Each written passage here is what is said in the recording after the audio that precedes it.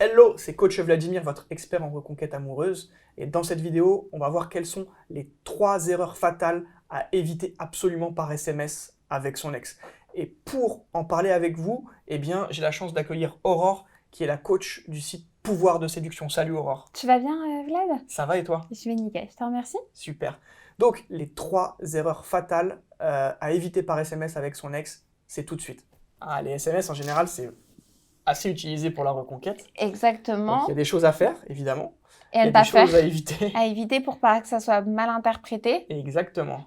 Alors, Quelle est l'idée qui te vient en premier? moi, la première idée qui me vient quand on parle de SMS, c'est de ne pas trop insister, de ne pas en faire trop. En gros, de ne pas en envoyer 50 dans la Clairement. journée. Il faut savoir rester mesuré. Surtout, alors après, ça dépend de la communication. Si votre ex, elle répond, ou il répond aussi d'ailleurs, et que tout se passe bien, bah, il n'y a pas de raison de limiter les messages. Quoique, Parce que des fois, l'ex peut aussi essayer de prendre un peu le contrôle, jouer un petit peu pour après encore mieux se retirer. tout à fait. Et c'est là où généralement, il y a les interdits. Là, ça devient plus compliqué. Exactement. Donc, au niveau des SMS, pour moi, il faut plutôt les limiter. Et en tous les cas, il faut savoir se restreindre. En général, moi, ce que je conseille à mes coachés, c'est la règle du 1 pour 1. C'est-à-dire qu'un message envoyé égale une réponse. Quand vous avez la réponse, Clairement. vous pouvez réenchaîner. Mais vous n'allez pas envoyer 5 messages d'affilée, Clairement. parce que là, ça serait trop intrusif. On serait à la limite de l'interdit et du harcèlement. Alors, le terme harcèlement, j'en ai parlé dans une de mes vidéos sur ma chaîne, reconquérir son ex.fr, sur mon site internet, pardon, et sur ma chaîne YouTube aussi. Et en ce qui concerne justement le côté harcèlement, c'est pas le harcèlement au sens juridique du terme. Quand il y a beaucoup de messages, l'ex peut se sentir harcelé, et ça, c'est pas bon du tout. On est dans le début des interdits, et on bascule très vite du côté obscur. Voilà, dans le côté obscur, et surtout aussi, le fait d'être trop excessif, vous allez en fait devenir complètement dépendant. Et malheureusement, c'est ce qui va faire fuir votre ex. Et deuxième chose aussi, c'est que des fois, on en dit un peu trop. Alors que le but aussi, c'est de garder un mystère. Une part de secret, effectivement. Une part de secret pour qu'en fait, ce soit votre ex qui soit curieux ou curieuse et que vous ayez en fait ce côté un peu mystérieux pour lui donner l'envie déjà de vous reséduire et de créer une certaine jalousie. Donc même si vous avez un contact qui est juste formidable avec votre ex, donc c'est extrêmement positif, ne prenez pas ce côté positif comme un moyen d'encore plus parler, non. Ouais, il faut savoir se limiter. Les SMS, exactement. oui, mais limitez-vous. Alors, le deuxième conseil ou la deuxième erreur à éviter par SMS avec son ex, à quoi tu penses, toi, Alors, Aurore? c'est tout simplement les messages du type « Je t'aime, je veux que tu reviennes, tu me manques, je regrette, je pense à toi ». Alors, j'ai même encore pire que ça. C'est « reviens » avec un point d'exclamation.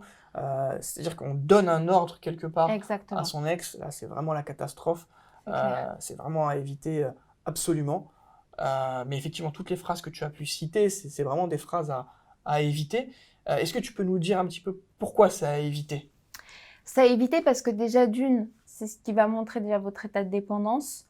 De deux, ça va être perçu aussi comme un peu de l'égoïsme, à proprement dit. Après, c'est vrai que quand on souhaite faire une démarche pour reconquérir son ex, on y voit un peu trop son besoin. C'est-à-dire, je veux te reconquérir là, maintenant, tout de suite. On n'a pas cette conscience de se dire que ça va prendre du temps et qu'avant de dire je t'aime, etc., il va se passer quand même pas mal d'échanges, pas mal de moments. Donc, ça va être aussi pris comme une forme d'égoïsme. Et de trois, on va revenir comme ce qu'on a dit dans le premier point, de l'excessivité. Voilà. Il faut prendre le temps déjà pour vous-même de vous recréer un nouveau quotidien et de redevenir vraiment une toute nouvelle personne attractive. Et ça n'a rien d'attractif parce que la personne sait en fait que vous l'aimez déjà. Elle sait tout ça.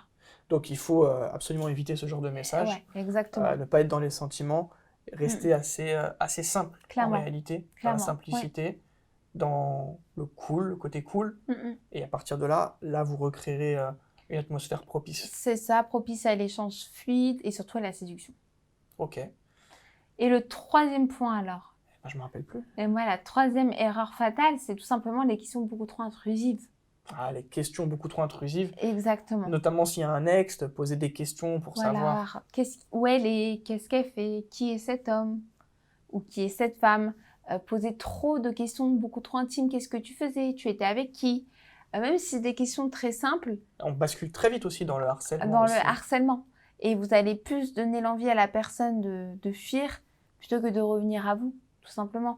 Voilà, il faut l'accepter. C'est-à-dire qu'à partir du moment où vous engagez à mener une action de reconquête pour votre ex, il faut accepter tous les éléments externes.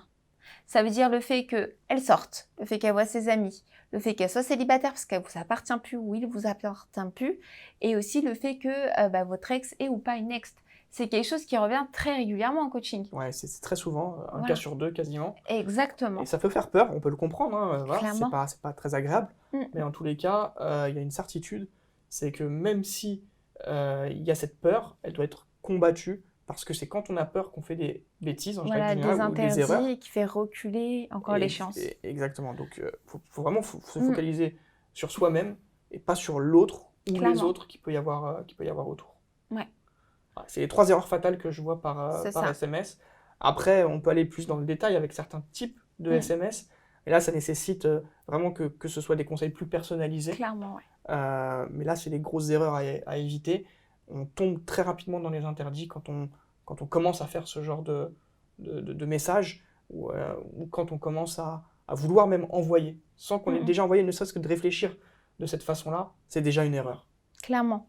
Donc c'est pour ça que là, il faut absolument retenir pour aujourd'hui, les 3 erreurs fatales vont être, déjà dans un premier temps, l'excessivité.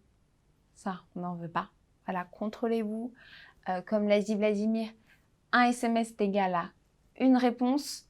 Deuxième chose, ne pas être trop dans l'expression, dans le sentiment, dans le déni, dans le regret. Nous, ce qu'on veut, c'est de la nouveauté, une toute nouvelle personne. Il ne faut même pas que votre ex sache que vous souhaitez la reconquérir. Ça doit être quelque chose qui se fait avec le temps et qu'elle puisse vous redécouvrir.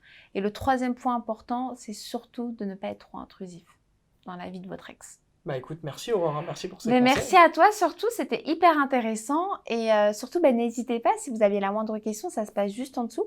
Au niveau des commentaires, avec Vladimir, on y répondra avec plaisir. Ouais, avec plaisir. Et puis, on vous dit à très vite surtout. Bonne journée à toi. Salut Aurore. Au revoir. À très vite. Ciao.